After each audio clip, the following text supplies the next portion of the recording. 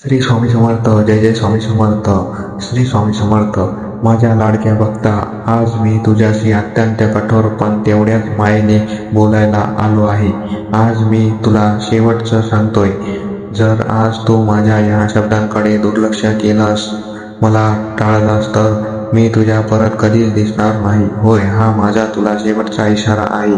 तू नको त्या मोहाच्या पाठीमागे धावतोयस, स्वतःचं आयुष्य स्वतःच्या हाताने उद्ध्वस्त करतोयस आणि तरीही म्हणतोय, स्वामी माझ्या पाठीशी का नाहीत? मी किती वेळा तुला सावरायचं. आज मी तुला माझ्या मुखातून 21 अत्यंत महत्त्वाचे आणि अंतिम संदेश देत आहे. हे शांतपणे ऐक आणि स्वतःला बदल, कारण जर तू चुकलास तर मला गमावून बसशील. नीट लक्ष देऊन ऐक. मी तुझी परीक्षा घेत नाही, तू स्वतःलाच अडचणीत टाकतोय. स्वतःच्या चुकांचे खापर माझ्यावर किंवा नशिबावर फोडणे बंद कर. हा माझा शेवटचा इशारा आहे. तो चुकीचा मार्ग आता सोड. ज्या मार्गावर विनाश आहे तिथून मागे फिर. मी अजूनही तुझा हात पकडायला तयार आहे. तू फक्त संकटात माझी आठवण काढतोयस, सुखात मला विसरून जातोयस आणि दुःखात म्हणतोयस, स्वामी कुठे आहात? हे थांबव.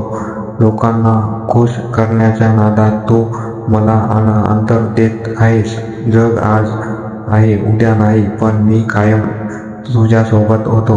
जगाची पर्वा सोड, माझी धर. जर तू तुझ्या आई वडिलांना दुखावत असेल तर माझ्या दर्शनाला येऊ नकोस. घरातल्या जिवंत देवाचा अपमान करून मठात मला शोधू नकोस. मी तिथे नाही. हा जन्मात आलेला प्रत्येक क्षण अमूल्य आहे. आळस आणि विनाकारण चिंता करून हे आयुष्य वाया घालवू नकोस. मी तुला जेवढं दिलंय त्यात समाधान मानायला शिक. हाव धरू नकोस, कारण हाव माणसाला कधीच सुख देऊ शकत देत नाही. तुझ्या जिभेवर ताबा ठेव. तुझ्या शब्दांनी जर कोणाचं मन दुखावत असेल तर तुझ्या कोणत्याही पूजेचं फळ तुला मिळणार नाही. मी प्रत्येक गोष्ट योग्य वेळी देतो. घाई करू नकोस आणि माझ्या नियोजनांवर संशय घेऊ नकोस. कुणाचाही छळ करून मिळवलेले सुख कधीच टिकत नाही. म्हणून कुणावरही अन्याय करू नकोस, नाहीतर माझा कोप सहन करावा लागेल. प्रार्थना मनापासून कर, दाखवण्यासाठी नको. मला तुझा पैसा किंवा मोठेपणा नकोय. मला फक्त तुझा भाव हवा आहे.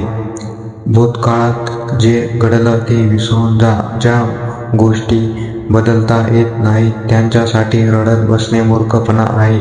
मी तुला संकटांपासून वाचवण्यासाठी अनेक संकेत दिले, पण तू ओळखले नाहीस. आता तरी डोळे उघड आणि मी दाखवलेल्या मार्गावर चाल. अहंकाराचा पडदा बाजूला सार. जोपर्यंत मी करतो हा भाव मनात आहे, तोपर्यंत माझ्या शक्तीची प्रचिती तुला येणार नाही. कुणावरही आंधळा विश्वास ठेवू नकोस. या जगात फक्त आणि फक्त माझाच आसरा शाश्वत आहे. बाकी सगळा आभास आहे. कठीण काळात धीर सोडू नकोस. जेव्हा परिस्थिती सर्वात वाईट असते तेव्हाच मी तुझ्या सर्वात जवळ असतो. दुसऱ्यांचा द्वेष करणे थांबव. ज्या मनात द्वेष असतो त्या मनात मी कधीच निवास करत नाही.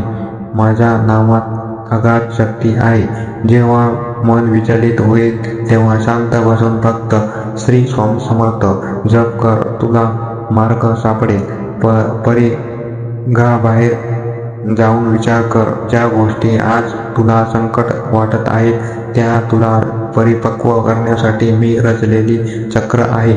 जर तू स्वतःलाच बदलणार नसेल तर माझे नाव घेणे सोडून दे. भक्ती फक्त शब्द, अर्थ नको.